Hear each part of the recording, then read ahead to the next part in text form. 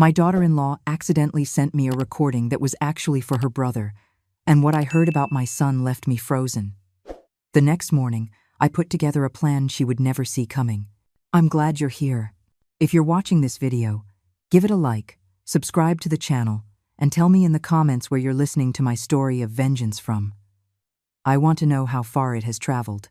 I was in the kitchen, busy, arranging the spice jars on the old wooden shelf. The radio was playing with some static, the news anchor saying something about prices at the market, but I wasn't paying much attention. My mind was on dinner, calculating what I could make for David, my son, who always came home exhausted after a long day at work. Just then, my phone vibrated in the pocket of my apron. I quickly dried my hands and took out the old smartphone David had bought me a few years ago. The screen lit up with a notification from WhatsApp. It was from Chloe, my daughter-in-law. I frowned, a little surprised.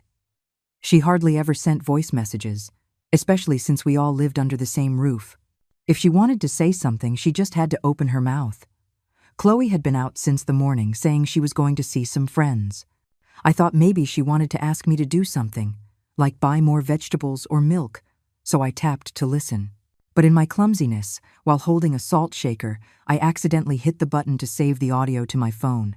Before I could understand what was happening, I opened WhatsApp again and saw that the message was gone. Chloe texted immediately. "Sent that by mistake. Did you hear it, Mom?" I thought for a moment and replied, "No, dear." She just responded with a thumbs-up emoji and said nothing more.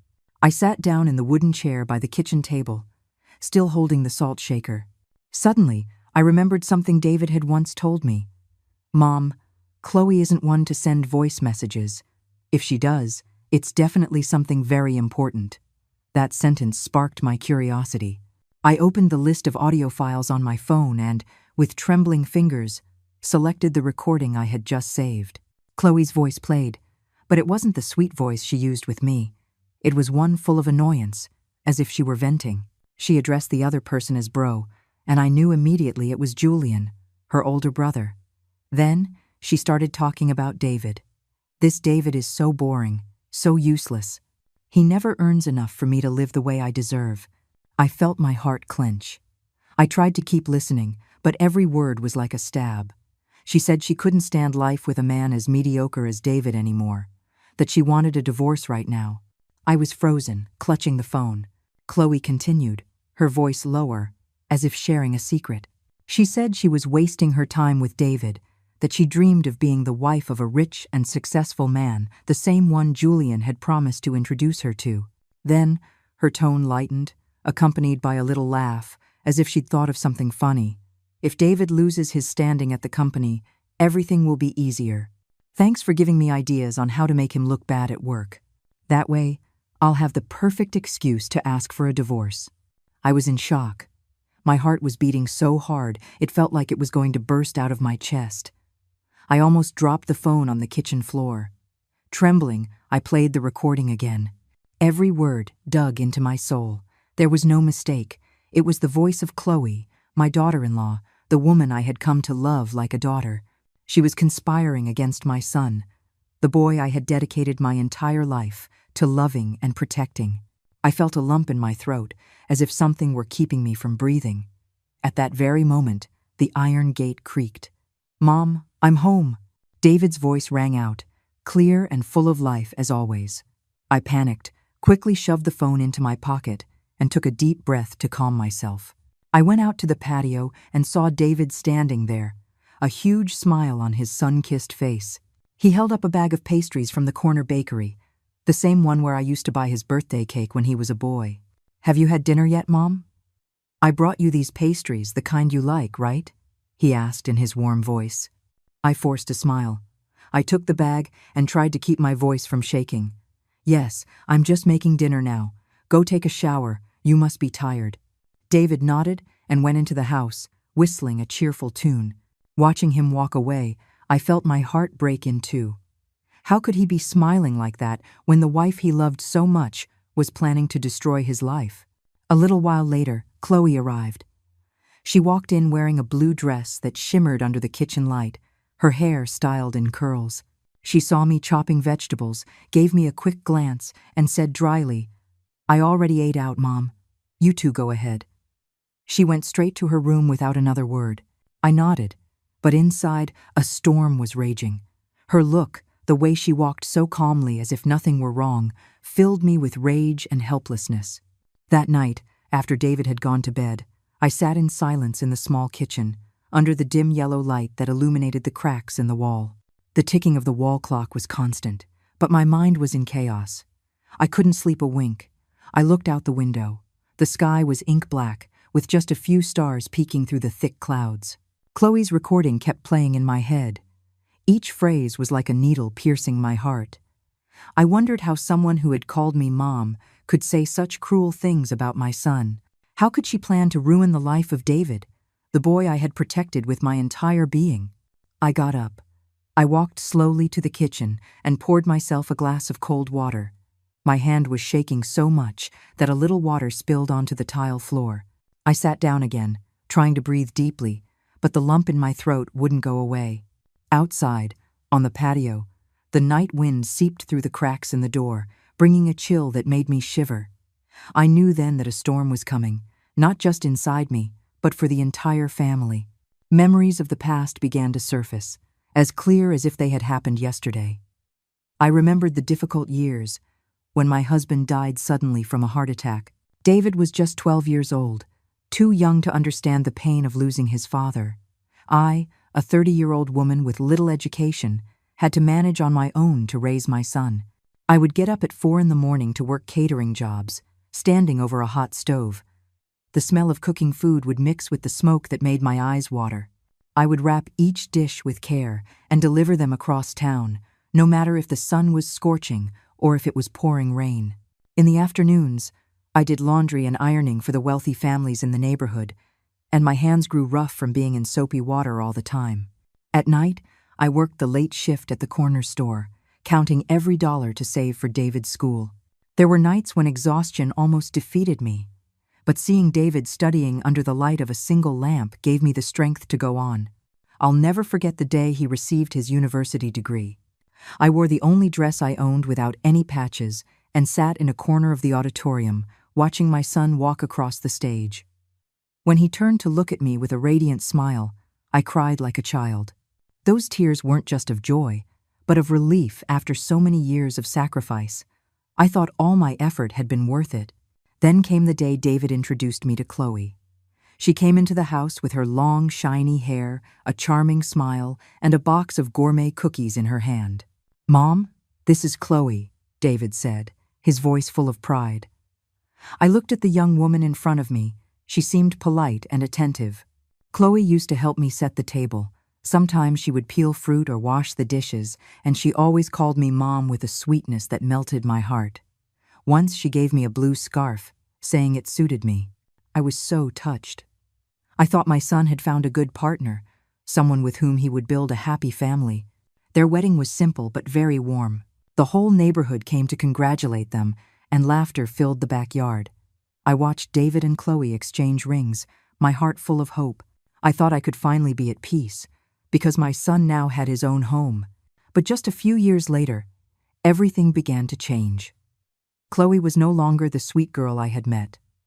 She started spending money lavishly, constantly asking for designer clothes and expensive handbags. Whenever David refused, telling her they needed to save for the future, Chloe would get moody. Sometimes she would yell at him in front of me, her voice icy. "You're always thinking about saving. What's the point of living like that?" I remember one night well. David had just gotten paid, and before he could pay the rent, Chloe was already asking for a Gucci bag. It cost what my son earned in an entire month. David shook his head and explained calmly, "Honey, we have other, more important things. Can we wait until next month?" Chloe said nothing, just shot him a furious look and threw the bag of groceries David had just bought onto the floor. The container broke, and the smell of food spread everywhere. She turned and left, leaving David sitting in silence, picking up the pieces from the floor. His face was pale, his eyes empty. I was in a corner of the kitchen, wanting to run and hug him, but my feet seemed glued to the floor. I could only turn away and pretend to be cleaning to hide my tears. The more I thought about it, the more I realized that today's recording wasn't a surprise. It was just the tip of the iceberg that, in my naivety, I hadn't seen before. The times Chloe got angry, the times she complained about David, they were all signs. I blamed myself. How could I have let my son live with someone like this without realizing it? I trusted too much. I had too much faith in a home I believed was perfect. I got up and went out to the patio. The night wind was blowing stronger, carrying the scent of damp earth from the small garden. I hugged myself, feeling as though my world was collapsing. I went back to the kitchen. I poured another glass of water, but this time I didn't drink. I just stood there, staring into the darkness outside the window, my heart in a knot. The next morning, I woke up early as always, but with no peace in my soul. The kitchen was the same as every day. The smell of coffee filled the air, but I felt as if everything was covered in a thick fog. I tried to stay calm and made breakfast as usual. Toast, fried eggs, and a plate of chopped fruit. David sat at the table, reading the newspaper, and Chloe came down a little later, her hair in a ponytail and wearing a crisp white blouse. She poured the coffee, set it on the table, and turned to me with a little smile. "Mom, would you like more sugar?" I looked her straight in the eye, searching for a trace of sincerity, but all I saw was an icy falsehood. Her eyes scanned me as if she were calculating something. I nodded slightly and said in a low voice, "It's fine like this, dear." Inside, the rage was still burning, but I knew I had to hold it in. If I showed my emotions now, everything could fall apart before I could do anything to protect David. David looked up from the newspaper, excited. "Mom, I have a very important meeting at the office today. If they approve this report, they might consider me for a promotion." He smiled, and his eyes shone with hope. I smiled back, but my gaze unintentionally shifted to Chloe. She frowned for a split second, so fast that if I hadn't been paying attention, I would have missed it. Then she put on a crooked smile, as if hiding something. "Really, honey? That's great," she said in a syrupy voice. But I felt the lie in every syllable. Breakfast passed in silence. The only sound was the clinking of cutlery against the plates. After David kissed my forehead and rushed off to work, Chloe stayed behind to clear the table. But I knew it was just an excuse. As soon as I turned my back to wash the dishes, I heard her pick up the phone and speak in a low voice, as if afraid someone might hear. I stood still, pretending to clean the stove, but my ears were wide open. "You leave it to me," Chloe whispered. "David definitely won't turn in the report on time. I've already taken care of it." My heart skipped a beat. I didn't hear clearly what was said on the other end, but I assumed it was Julian, her brother. Another trap, another attempt to make my son fail. At noon, I went to the market with Sharon, my neighbor and best friend. Under the intense sun, we walked among the stalls full of vegetables, with the bustle of people in the background. But my heart was heavy. I couldn't focus on choosing cilantro or meat. Finally, I pulled Sharon to a quiet corner, near the fishmonger. "Sharon, I have to tell you something," I began, my voice trembling. I told her about the voice message, everything Chloe had said about David, and her plan to sabotage him. Sharon's eyes went wide, and she put a hand on my shoulder. "Oh, Margaret, my goodness, how could she? You have to do something. Don't let that woman keep hurting David." I nodded, but inside, I was a mess. "I know, Sharon, but I have to be smart. If I act rashly, I'm afraid it will only make things worse for David." Sharon squeezed my shoulder firmly. "The truth always comes out, Margaret. You just watch, gather evidence. I'll be here for whatever you need." Her words gave me strength, but I still felt a vague fear. I was afraid for David, and also for myself, for not having the courage to face the truth. When I got home, I had barely opened the gate when I heard David shouting from inside. "Mom, I'm so glad you're here." His voice sounded desperate, not like usual. I went inside and saw him rummaging through a pile of papers on the table, his face pale. "Mom, I can't find the documents for the afternoon meeting. I left them in my briefcase this morning, and now they're gone." I looked around and saw Chloe in a corner, her arms crossed with a look of fake surprise. "But I left them on the table, honey. Didn't they fall out at the office?" she said, as if she had nothing to do with it. I watched in silence, and my eyes landed on the sofa. A stack of papers was sticking out from a crack in the cushion as if someone had hidden it on purpose. My heart pounded, but I kept my voice calm as I bent down to pick them up. "David, could these be them?" I handed them to him, glancing sideways at Chloe. He let out a sigh of relief and hugged me. "Thanks, Mom. Yes, these are them. I have to get back to the office now." Chloe shot me a fleeting look, a flash of annoyance in her eyes, but she quickly turned away, pretending to be busy on her phone. I stood there, watching David rush out, feeling both relieved and hurt. Relieved because my son had found his documents, but hurt because I knew that if I hadn't seen them, David would have failed at his meeting. And the person behind it all was Chloe. I wondered how far she had gone with her plan. How many more times would she try to ruin my son? That night, when everyone was supposedly asleep, I heard whispers from the living room again. I tiptoed down the stairs and hid behind the thick curtain, my heart in my throat. Chloe's voice was low but sharp. "Yeah, bro, it almost worked today. I hid the papers, but that old woman found them. I have to be more careful." I clutched the edge of my blouse, trying to control my breathing so I wouldn't make a sound.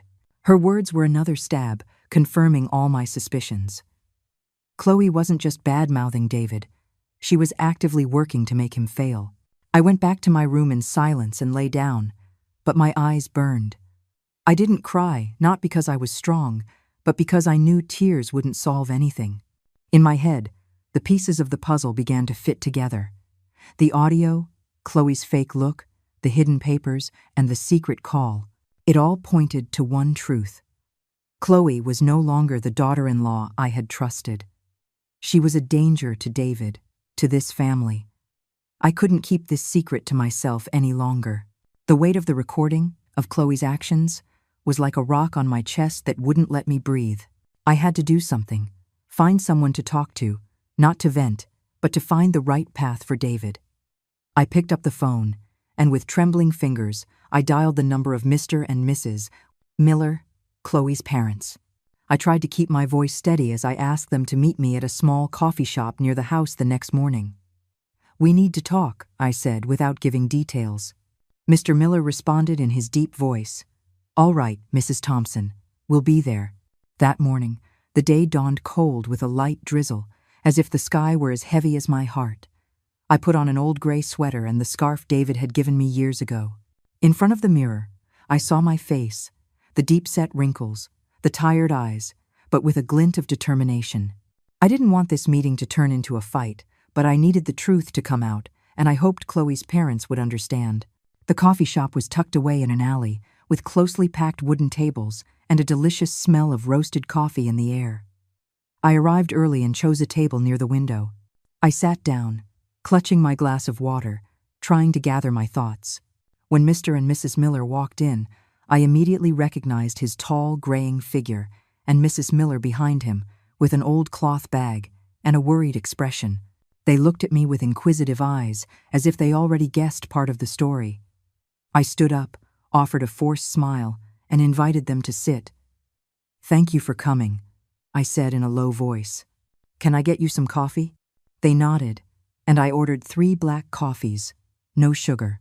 When the waitress brought the coffees, I took a deep breath and took out my phone. "I want you to listen to something," I said, my voice calm but my heart racing. I played the recording. Chloe's voice filled the quiet space, sharp as a knife. "This David is so boring, so useless. He never earns enough for me to live the way I deserve," she said with obvious contempt. Then she continued, talking about the divorce, the rich man Julian would introduce her to, and how they were trying to make David fail. I watched Mr. and Mrs. Miller. She turned pale, covered her mouth with her hand, and her eyes widened in horror. "My God, it can't be. Did my daughter and son really say that?" she whispered, her voice about to break.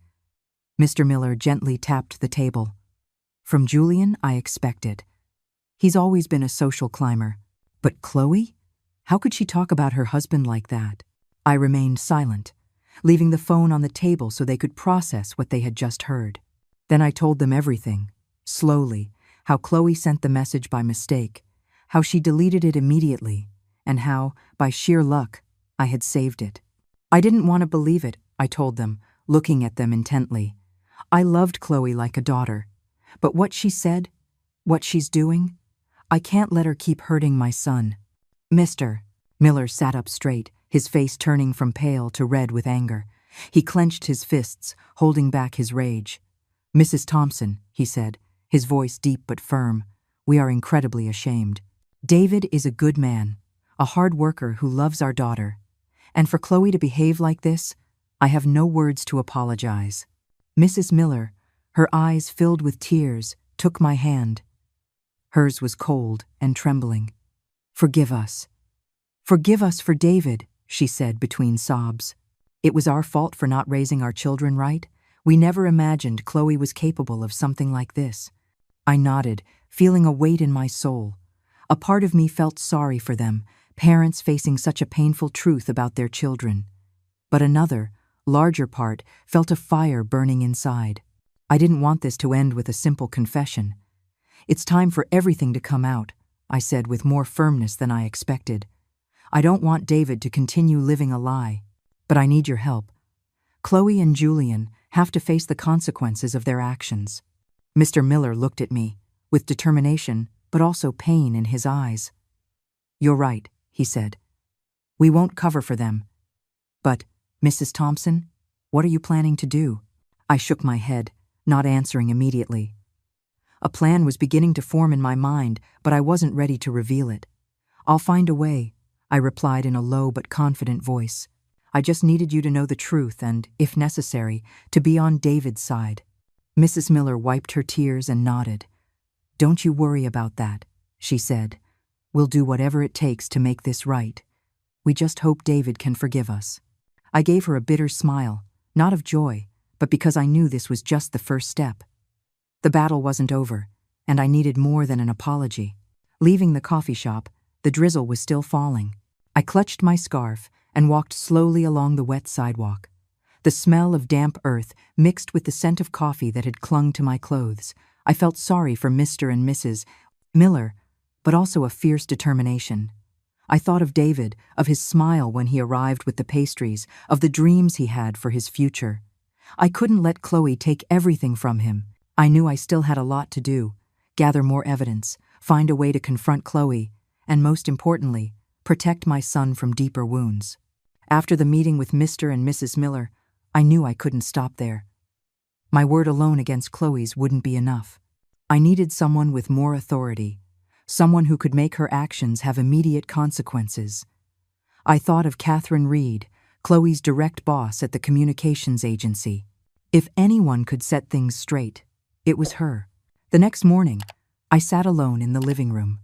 Sunlight filtered through the curtains, drawing faint stripes on the floor. I picked up my phone and listened to the recording again. Chloe's voice came through, sharp and dismissive. David is useless. I need a man who's worth it. Every time I heard it, I felt my heart clench, but I forced myself to stay calm. I couldn't let my emotions take over. I turned on David's old computer, the one he had left for me to use if I needed to look something up. I went to Chloe's company website and searched for contact information. In a few minutes, I found Catherine Reed's email address. I sat in front of the screen, my fingers poised over the keyboard, and composed a brief email. Dear Miss Reed, I wrote, my name is Margaret. I am the mother of David, the husband of your employee, Chloe Miller. I am writing to share a truth about her. I apologize for the intrusion, but it is a matter of ethics. I am attaching a recording I received by accident. I attached the audio file. I checked every word, every period. I didn't want the email to sound angry or resentful. I just wanted the truth to be known. When I hit send, I felt my heart pound, as if I had just thrown a stone into a calm lake. Barely 20 minutes later, my phone rang. An unknown number. I took a deep breath and answered, Am I speaking with Margaret? A voice on the other end said, serious and clear, but not cold. This is Catherine Reed, the director of the company where Chloe works. I clutched the phone, trying to keep my voice from shaking. Yes, this is she, I replied. Miss Reed was direct.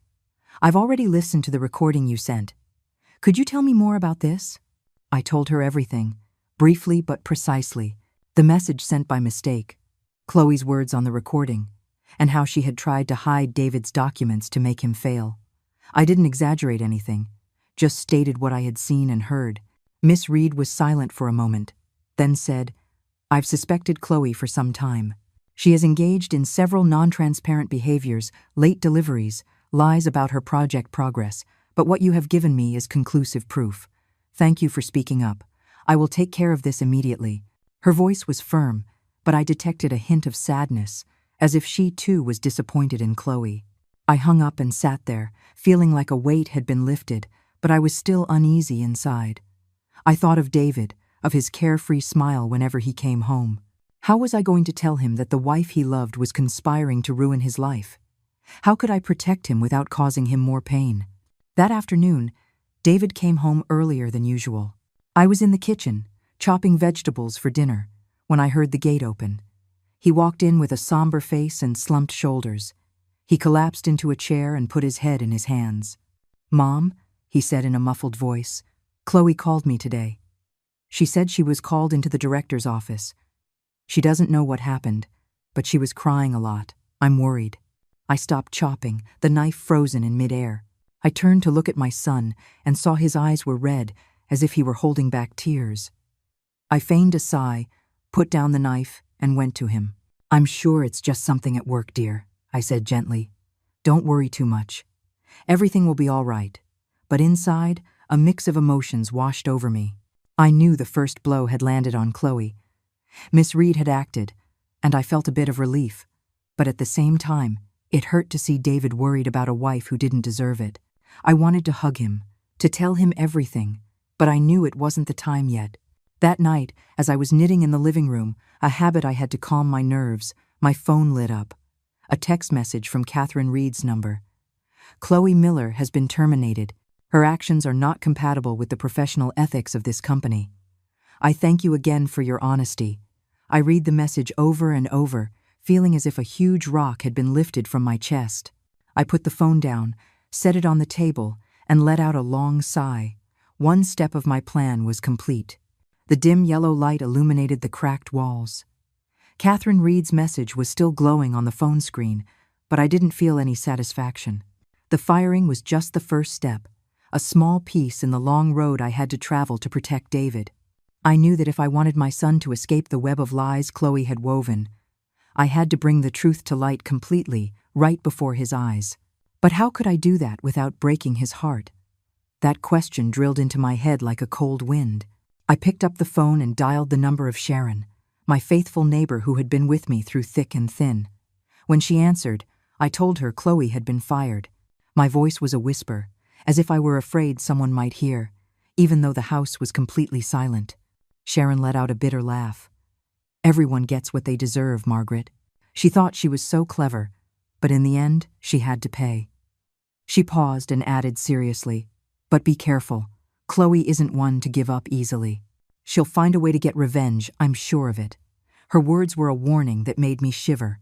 I asked her to keep it a secret, but I also said, "Sharon, if the time comes when I need you to be my witness, will you help me?" She answered without hesitation, "Margaret, you know I'm always here for you. Call me whenever." That night, after David was asleep, I sat alone at the kitchen table with an old notebook and a pen.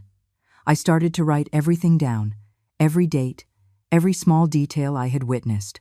The day I received the recording, the day I saw Chloe hide David's documents under the sofa, the day I met with her parents, and the day I sent the email to Miss Reed.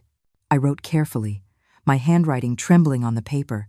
Every memory was like a wound, but I forced myself to be strong. I took a large envelope, put my notes inside, and a copy of the recording that I had transferred to a USB drive. I put it all in a drawer in my bedroom and locked it. That small lock was like a promise to myself. I would not let anyone take this truth from me.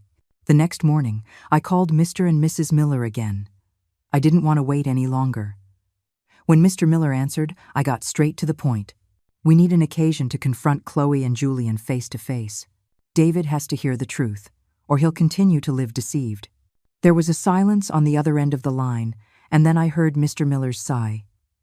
"Mrs. Thompson," he said with a sad voice, "we agree.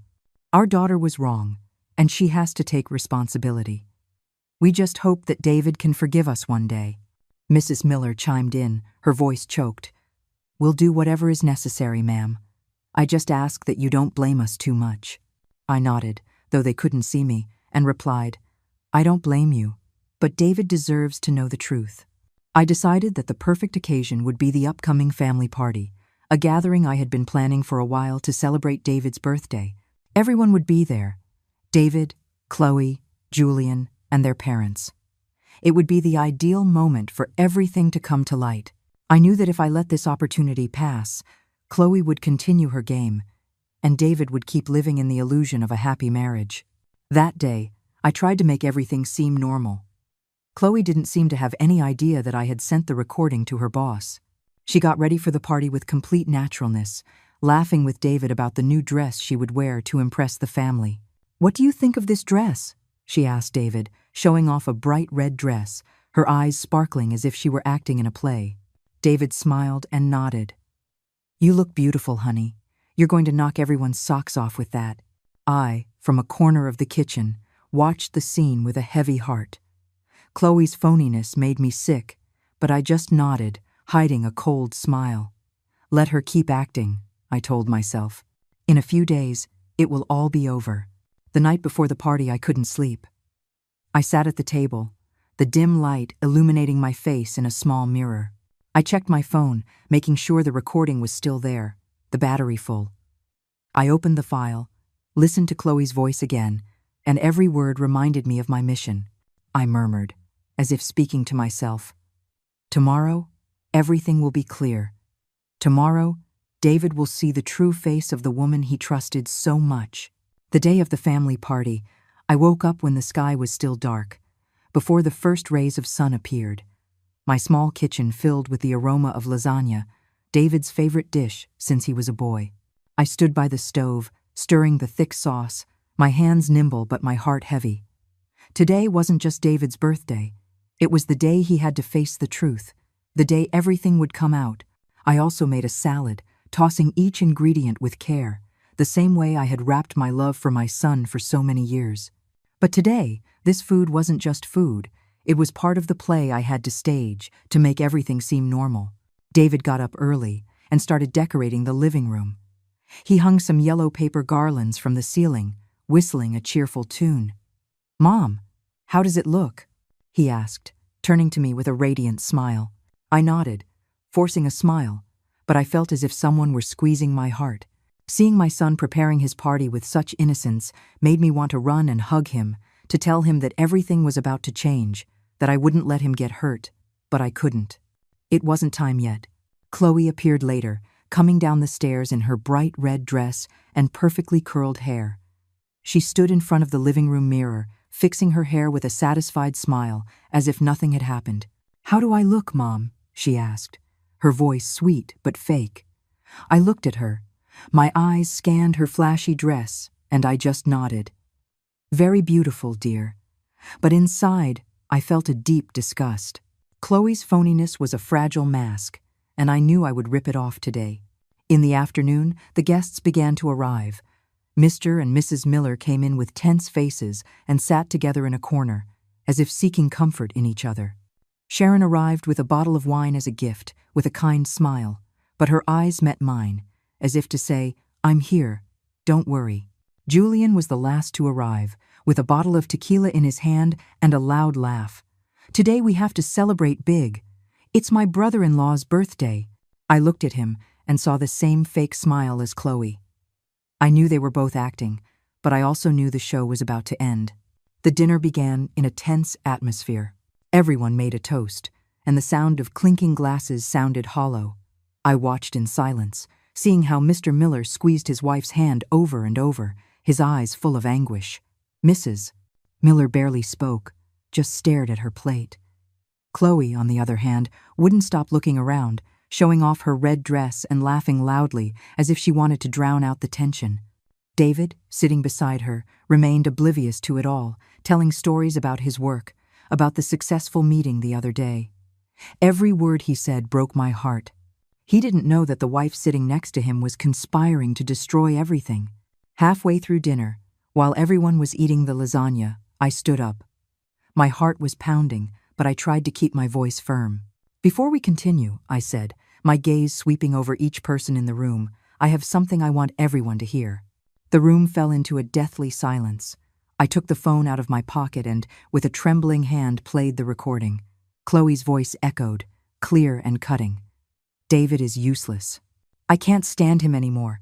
You have to help me, bro. I need a man who's worth it. Then Julian's voice was heard, slick and full of malice. Don't worry. I have a rich, successful friend, and as for David, he just needs to fail a couple more times, and I'll replace him at the company myself. The air in the room seemed to freeze. All eyes were fixed on me, and then turned to Chloe. David went pale. His fork fell from his hand and clattered on the table. He stared at Chloe, his eyes red, unable to believe what he was hearing. Chloe jumped up, her face drained of all color. "This is a setup!" she screamed, her voice cracking. "You edited my voice. How dare you do something like that?" But before I could answer, Mr. Miller slammed his hand on the table, his voice trembling with rage. "Be quiet, Chloe. That's your voice. That's your plan with Julian. Do you think we're stupid?" Mrs. Miller burst into tears, covering her face. "My God, you've shamed us, Chloe. How could you treat David like this?" Julian stood frozen, his gaze lost, clutching the tequila bottle on the table. He couldn't say anything. He just hung his head. I looked at David. He was still sitting, motionless, with an empty look.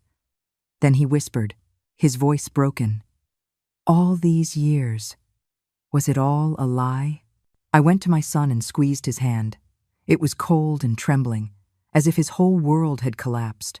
I wanted to hug him, to tell him everything would be okay, but I knew those words meant nothing in that moment. I just held his hand, hoping my strength could keep him from falling apart. "Son," I said in a low voice, a lump in my throat.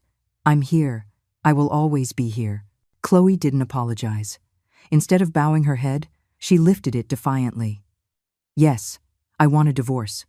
I don't need a useless husband like you. I have better opportunities." Her words were like knives. Not just for David, but for me too. Julian stood up, nodding coldly. "Let's go, Chloe. We have nothing to do here." He took his sister by the arm and pulled her out of the house.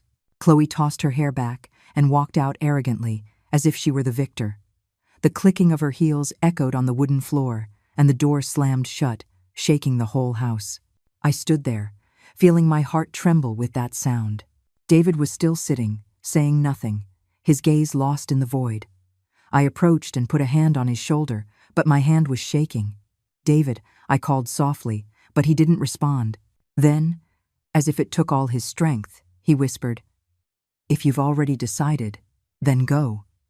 He agreed to the divorce. His voice was barely a murmur, but it was firm, as if he had just let go of a huge part of his life. I wanted to hug him, to say something to ease his pain, but I knew no words could heal that wound in that moment. Mr. Miller approached. His tall figure now seemed stooped and tired. He placed a hand on David's shoulder and said in a deep but sincere voice, "Son, believe me, this is not your fault. My children are the ones who have caused this shame. I ask for your forgiveness. From the bottom of my heart." Mrs. Miller was sobbing uncontrollably. She took my hand and said through her tears, "Mrs. Thompson, forgive us. My daughter did a terrible thing, but we will not cover for her. We are so ashamed for not raising our children right." I looked at her and saw the pain in her eyes. I understood that they were suffering too, shattered by the truth. Sharon, my neighbor, stood up silently, poured a glass of water, and placed it in David's hand. "Son, drink this," she whispered with a mother's tenderness. "You need to calm down. Everything will be okay." David took the glass, but his hand trembled so much that the water spilled. He didn't drink, just stared at the glass as if looking for an answer in it. I sat next to him and hugged him. I felt his body shake, like a lost child. I stroked his back, trying to transfer my strength to him. "You're not a fool, David," I said, my voice hoarse with emotion. "You just loved for real, and that is never a mistake." He didn't respond. He just whispered, almost inaudibly, "Mom, I was so stupid to trust. I thought she loved me." Those words were like a stab, not because I was angry with him, but because it hurt me to see him blame himself for having loved someone who didn't deserve it. That night, the party ended in silence. The guests left one by one, without saying another word. All that remained were the dim lights of the living room, illuminating the plates of cold food on the table. I stayed by David's side, without moving. He didn't cry, but I knew his pain was greater than any tears. I thought about all the years I raised him, about the sleepless nights I spent working just so he could have a better future. And now, seeing him sitting there, like a tree felled by a storm, I felt my heart break into 1,000 pieces.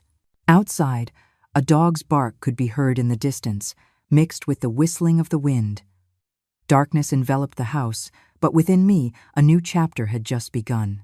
I knew the real storm was just beginning. Chloe and Julian were gone, but the wounds they left would not heal easily.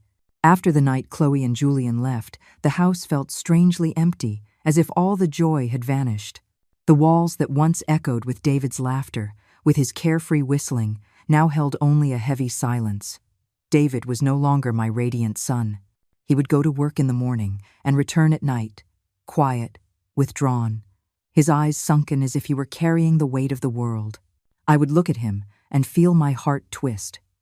I wanted to hug him, to tell him everything would be okay, but I knew those words meant nothing to him in that moment.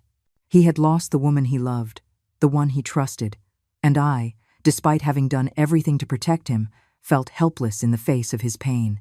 To cheer David up a bit, I asked Sharon to visit often. She, with her cheerful personality and her market gossip, always managed to make the atmosphere less dense. One morning, Sharon and I went to the downtown market together, as was our custom. The smell of fresh vegetables, the bustle of people, and the sun filtering through the stall roofs used to lift my spirits. But that day, my mind was still stuck on thoughts of David. I was picking out a bunch of cilantro when Sharon gently pulled my arm and whispered, "Margaret, have you heard? They're talking about Chloe over there." I looked up, curious. Sharon pointed to a vegetable stand on the other side, where a few women were whispering. I walked over, pretending to choose tomatoes, but my ears were wide open. One of the vendors, a woman with her hair in a bun, said as she peeled potatoes, that Chloe is out of a job and keeps moving from place to place. She moves every month.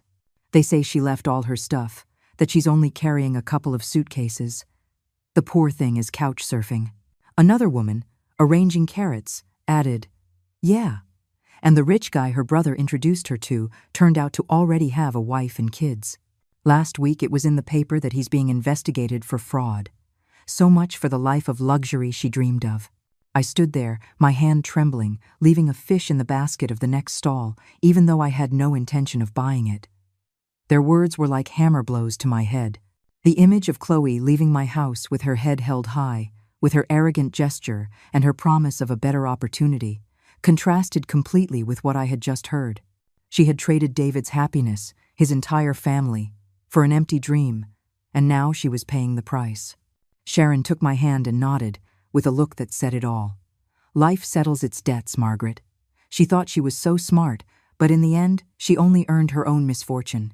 On the way home, I walked slower than usual. The words from the market kept echoing in my head. I didn't feel happy, not out of malice, but because I knew that no matter how low Chloe fell, it wouldn't erase David's pain. I thought about my son, about how he sat in silence every night, not talking about his work, not whistling like before.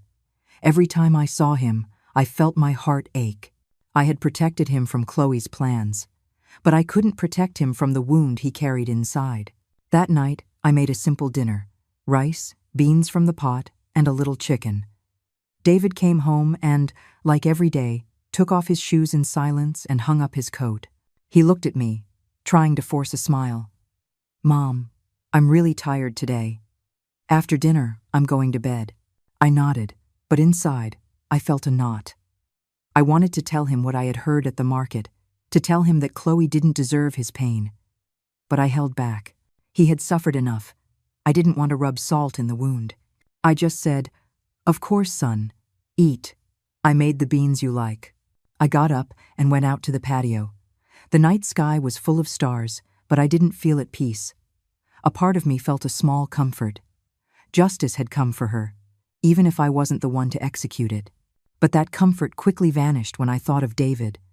I knew that no matter how much Chloe failed, it wouldn't give my son back the years of happiness he deserved. I went back inside, sat down, and hugged my glass of cold water. I promised myself I wouldn't tell David anything about those rumors. He needed time to heal, to find himself. I looked at the family photo hanging on the wall, where David was a little boy holding my hand with a radiant smile. I whispered, as if to myself, "Son, I'll be here, waiting for the day you smile again. No matter how long it takes, I'll wait." Time passed, slowly but steadily, like raindrops soaking dry earth. My house, which had been filled with a painful silence since Chloe's departure, slowly regained some of its warmth. David, my son, began to recover, albeit in small steps. He was no longer the withdrawn young man of the first few days. He no longer stared into space in the living room. He focused on his work, staying up late, preparing reports, taking care of every detail. I heard his colleagues call, praising his dedication and honesty, and I felt my soul lighten a bit. But I was still worried, fearing that the wound in his heart was still there, deep and latent, even if he hid it with forced smiles. One afternoon, as I was knitting on the patio, I heard the iron gate creak. I looked up and saw David walk in, but this time he wasn't alone. Beside him walked a petite young woman, with a simple blue dress and her hair pulled back. She smiled with bright, sincere eyes, and in her hands she carried a basket of fruit. "Good afternoon, Mrs. Thompson," she said in a soft voice. "I'm Leah Delgado. I'm an elementary school teacher. David has told me a lot about you." I stood up, a little surprised, but her smile gave me a strange warmth. "Hello, dear," I replied, accepting the basket. "Come in, sit down. I'll make you some fresh lemonade." Dinner that night was special, with a warmth we hadn't felt in a long time. I made the chicken and dumplings that David loves so much, with some biscuits and a bit of salad. Leah sat next to him, talking naturally, asking me how I prepared the dish, and then turning to David. "Are you enjoying it, David?" "I just love your mom's cooking." David smiled, a genuine smile, effortless, without any shadows. "It's delicious, Leah," he replied, and his eyes sparkled like they used to. I looked at my son, saw that smile, and felt my heart fill with warmth. It had been so long since I had seen him smile like that, without that darkness that weighed down his gaze. Leah was attentive to every detail. When my water was empty, she quietly got up to pour me more, and then she put more lettuce on my plate. "Have some more, Mom. The vegetables are very fresh." She wasn't showing off or trying to impress, but every one of her gestures showed a pure sincerity. After dinner, while I was clearing the plates, Leah rolled up her sleeves and stood beside me at the sink. "Let me help you, Mom," she said with a smile. I looked at her and saw a world of difference from Chloe. No luxurious dresses, no sweet and fake words, just a simple, good-hearted young woman. In the following days, Leah visited frequently. She would accompany me to the market, choosing vegetables with me, laughing when I told her stories from my years in the neighborhood. Once, she helped David organize some work papers, sitting beside him at the kitchen table, patiently reading each page. "You should pay more attention to this part," she said, pointing to a figure, her voice soft but confident. David nodded, looking at her with gratitude. I, from a corner, pretended to chop onions, but inside, I felt a great joy. I realized that Leah truly loved David, not for his money or his position, but for who he was, the hard-working, honest man I had raised. One afternoon, I sat on the patio to watch the sunset paint the street orange. The wind blew gently, ruffling my gray hair. I sighed, not of sadness, but of a peace I rarely felt. I thought about everything we had been through. Chloe's betrayal, David's tears, the sleepless nights spent trying to protect my son. But I also thought about the truth, about the justice that had arrived, albeit late, and about the hope that was now blooming. Leah, with her sincere smile and noble heart, was like a ray of light in the darkness we had crossed. I murmured, as if to myself, "Betrayal can destroy a family, but truth and integrity always make way for a new dawn. And sometimes, those who leave for ambition find themselves alone with their own shame." I thought of Chloe, of the rumors at the market, of how she had traded everything for an empty dream. But I no longer felt rage. She had chosen her path, and I chose to stay by David's side, helping him rebuild his life. I looked toward the street and saw David and Leah walking back, hand in hand, talking animatedly. David turned to look at me and waved. "Mom, Leah and I are going to make an apple pie for you today." I smiled and nodded. "Of course, son. I'll be waiting for you here." For the first time in many months, I felt a true relief. The storm had passed, and although the scars remained, I knew that my son and I had found a new page, a brighter one full of hope. The story you have just heard has had its names and places changed to protect the identities of those involved. We don't tell this to judge, but in the hope that someone will listen and take a moment to reflect. How many mothers are suffering in silence within their own homes? I truly wonder, if you were in my shoes, what would you do? Would you choose to stay silent to keep the peace? Or would you dare to face it all to reclaim your voice? I want to know your opinion, because every story is like a candle that can light someone else's path. God always blesses, and I am convinced that courage leads us to better days. In the meantime, on the final screen, I'm leaving you with two of the channel's most beloved stories. I'm sure they will surprise you. Thank you for staying with me until this moment.